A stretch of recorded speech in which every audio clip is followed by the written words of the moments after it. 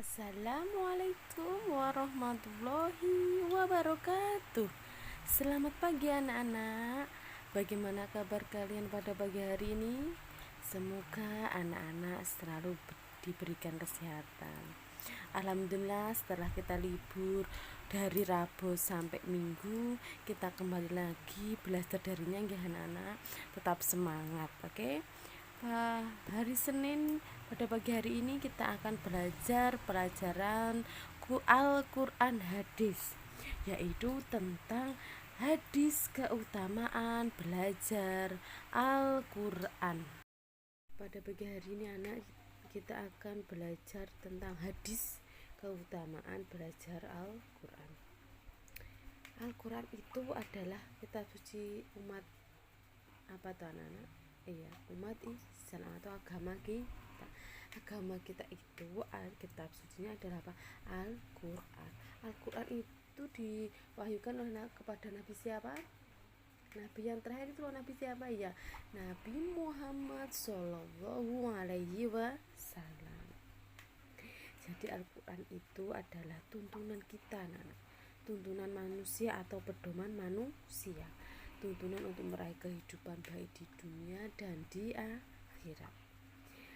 Bu Guru tanya, coba siapa yang di sini setiap hari rajin membaca Al-Quran? Ayo yang angkat tangan. Alhamdulillah, anak-anak selalu membaca Al-Quran. Ya, walaupun belum ada yang belum sampai Al-Quran, membaca dengan apa? Buku Umi nggih, jilid 1 sampai 6. Yang penting kalian apa? Membaca ayat-ayat Al-Quran yang di Iqra, yang di Umi itu juga termasuk ayat-ayat yang ada di Al-Quran ya anak-anak. Jadi sama saja, okay? Usahakan setiap hari selalu mengaji, okay? Karena anak-anak kalau kita belajar membaca Al-Quran itu kita akan mendapat apa? Pahala. Siapa yang di sini mau mendapat pahala? Ya, sip. Semuanya ingin mendapatkan pahala dari Allah. Anak tahu, bagi orang yang membaca Al-Quran anak akan mendapat pahala. Dan pahalanya itu dihitung dari setiap huruf dalam membaca Al-Quran. Setiap huruf dalam membaca Al-Quran akan dihitung 10 kebaikan. Jika kalian belajar membaca sampai 10 huruf, berapa?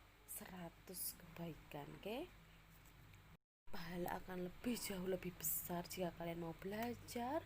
Setelah belajar memahami isi arti atau bacaan, tajwid dan sebagainya, dan mengamalkan isi Al-Quran. Jadi setelah memahami, kita mengajarkan kepada orang lain yang belum bisa atau belum tahu, anak itu pahalanya jauh lebih banyak, okay?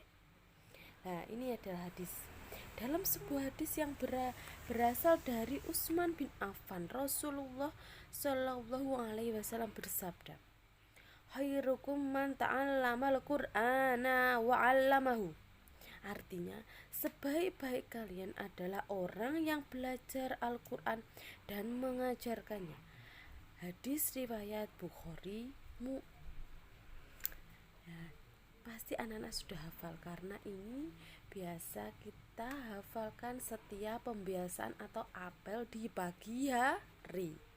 Coba anak-anak, kita membaca bersama-sama hadis keutamaan belajar Al-Quran. 1, 2, 3.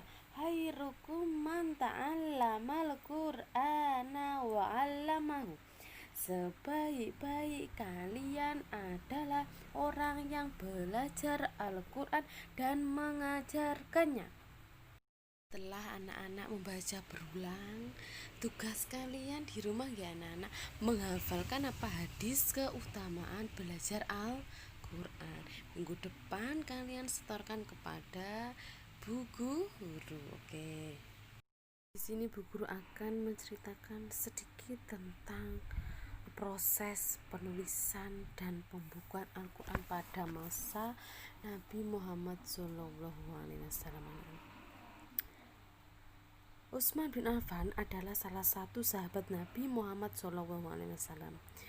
Utsman bin Affan merupakan anak menantu siapa? Nabi Muhammad. Ia diangkat menjadi khalifah atau pemimpin umat Islam yang ketiga. Pada masa pemerintahan Utsman bin Affan ada peristiwa yang sangat penting bagi umat Islam di seluruh dunia. Apakah anak-anak peristiwa penting bagi umat Islam di seluruh dunia itu? Ayo siapa yang tahu? Yaitu peristiwa tentang apa? Dilakukannya pembukuan dan pencetakan Al-Quran. Sebelumnya Al-Quran itu masih berupa lembaran-lembaran anak-anak, dan ada pula yang masih tertulis dari apa? Di pelepah kurma, tulang hewan, dan lain-lain. Pada mulanya penulisan Al-Quran ini tanpa ada tanda bacanya, jadi cuma kalau sekarang huruf pegon, tidak ada harokat, tanda bacanya tidak ada, bahkan belum ada tanda titik huruf hijaiyah. Dalam perkembangannya, penulisan Al-Quran selanjutnya diupayakan diberi tanda baca untuk apa? Menghindari kekeliruan dalam membaca Al-Quran. Kemajuan penulisan Al-Quran semacam ini terjadi pada pemerintahan Khalifah Abdul Malik bin Affan. Jadi anak-anak yang membukukan atau menulis Al-Quran yaitu siapa? Pada masa Utsman bin Affan. Jadi kita harus mempelajari atau mengetahui cerita pada zaman dahulu tentang penulisan atau pembukuan Al-Quran. Sekian pembelajaran pada pagi hari ini anak-anak. Semoga anak-anak tetap semangat dalam belajar darinya. Gak boleh rewel, tidak boleh misalkan orang tanang oke? Semoga pandemi ini segera berakhir dan kita bisa bersekolah kembali dan bertatap muka bersama Bu Guru. Akhiran wassalamualaikum warahmatullahi wabarakatuh.